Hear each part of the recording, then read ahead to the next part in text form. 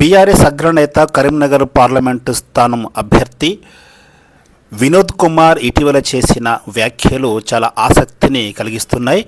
ఆయన చెప్పిన దాని ప్రకారంగా దేశమంతటా కూడా మోడీ ప్రభావం, మోడీ గాలి వీస్తోంది కాబట్టి కరీంనగర్లో కూడా బీజేపీ విజయం సాధిస్తుందని ఆయన పరోక్షంగా చేసిన వ్యాఖ్యలు చర్చనీయాంశంగా మారిపోయాయి. అదేవిధంగా కాంగ్రెస్ పార్టీ అభ్యర్థి వెలిచల రాజేంద్రరావుకు డిపాజిట్ కూడా దక్కదని కూడా ఆయన వ్యాఖ్యలు చేయడం అనేది ప్రాధాన్యతను సంతరించుకుంది. అంటే ఎలక్షన్ల రిజల్ట్ రావడానికి ఇంకా చాలా కాలం ఉంది. జూన్ 4వ తేదీన ఎన్నికల ఫలితాలు వెలువడే అవకాశం ఉంది. అయినప్పటికీ కూడా ఆయన ఇంత అడ్వాన్స్గా ముందుగానే ఇలాంటి విషయాలను ఎందుకు చెప్పాల్సి వచ్చింది, తన ఓటమిని ముందుగానే వెల్లడించాల్సిన అవసరం ఏముందన్నది మనకు తలెత్తుతున్న ప్రశ్న. కరీంనగర్ స్థానం నుంచి బీఆర్ఎస్ కాంగ్రెస్ అభ్యర్థులు ఓడిపోతున్నారంటూ వ్యాఖ్యలు చేయడం అనేది ఆసక్తిగా మారింది. ఎందుకంటే బీఆర్ఎస్ పార్టీ కూడా ఈ సార్వత్రిక ఎన్నికల్లో 7 నుంచి 12 స్థానాలు గెలుస్తామని చెప్పుకుంటూ వస్తుంది. అదే విషయాన్ని కేటీఆర్, కేసీఆర్ కూడా స్పష్టం చేస్తూ వస్తున్నారు. కేంద్రంలో గాని రాష్ట్రంలో గాని ప్రభుత్వాన్ని నిలదీయాలంటే బీఆర్ఎస్ కు ఓటు వేయాలని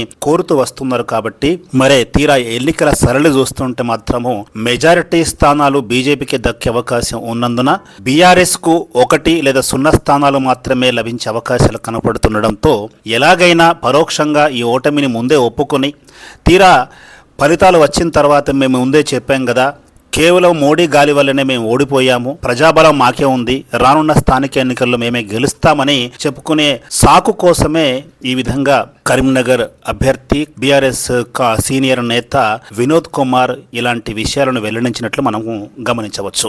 మోడీ గాలి దేశమంతటా వీస్తున్నప్పటికీ కూడా రాష్ట్రంలో కాంగ్రెస్ పార్టీ అధినేత ముఖ్యమంత్రి రేవంత్ రెడ్డి బీజేపీపై చేసిన మెరుపు దాడులను తట్టుకొని బీజేపీ తన యొక్క స్థానాన్ని సుస్థిరం చేసుకుందని మనం చెప్పుకోవాలి. ఒక పక్క బీజేపీ జాతీయ స్థాయిలో కాంగ్రెస్ పార్టీ అధికారంలోకి వస్తే మైనారిటీలకు రిజర్వేషన్లు ఇస్తారు, బీసీ రిజర్వేషన్లు తగ్గిపోతాయని చేసిన ప్రధానమంత్రి చేసిన విమర్శలను తిప్పికొట్టే విధంగా రేవంత్ రెడ్డి ఒకవేళ 3వసారి మోడీ ప్రభుత్వం అధికారంలో కొనసాగితే, అధికారం చేపడితే రిజర్వేషన్లు రద్దవుతాయంటూ మెరుపుదాడి చేసిన సంగతిని మనం చూశాము. దీనికి అప్రమత్తమైన బీజేపీ అగ్రనాయకత్వం, స్వయంగా హోంమంత్రి అమిత్ షా, ప్రధానమంత్రి నరేంద్ర మోదీ రంగంలో దిగి ఆ ఫేక్ వీడియోపై కేసు నమోదు చేసి ఢిల్లీ నుంచి పోలీసులను పంపి కాంగ్రెస్ నాయకులకు నోటీసులు కూడా జారీ చేయడం, ఆ తర్వాత కాంగ్రెస్ కు రిజర్వేషన్లపై సవాల్ విసరడం జరిగింది.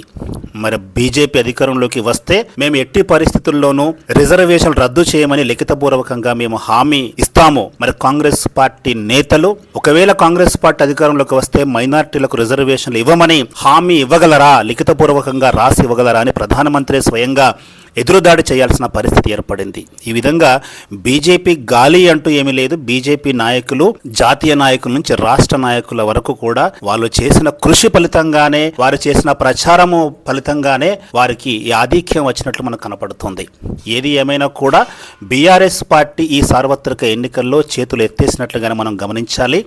ఫలితాలు నిరాశాజనకంగా ఉండబోతున్నాయని తెలిసి మరి బీఆర్ఎస్ అగ్రనేతుల్లో ఒకరైన వినోద్ కుమార్ ఈ విధంగా కాంగ్రెస్ పార్టీ ఓట్లు, బీఆర్ఎస్ పార్టీ ఓట్లు బీజేపీకే పడ్డాయని పరోక్షంగా చెబుతూ ఈ ఎన్నికల్లో మోడీ హవాతోనే బీఆర్ఎస్ పార్టీ ఓడిపోయింది అని చెప్పుకోవడానికే ఆయన ఈ ఆసక్తికర వ్యాఖ్యలు చేసినట్లుగా మనము గమనించాల్సి ఉంటుంది.